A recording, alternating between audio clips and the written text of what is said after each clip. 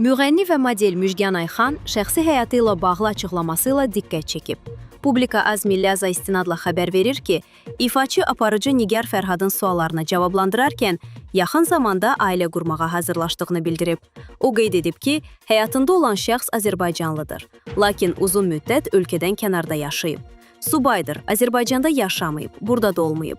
Amma Azərbaycanlıdır, milyonçudur, işləyir. Maşını Range Rover'dir, mənə bahalı hədiyyələr edir və ailə qurmaq niyyətindədir. Valideynlərimiz də artıq danışıb. Müjgan Ayxan münasibətlərə baxışının dəyişdiyini də vurğulayıb. Özüm təzə ağıllanmışam, sevgi filan boş şeydir. Əsas ciddi münasibətdir. Sevən insan yanında, evində, səninlə birlikdə olar.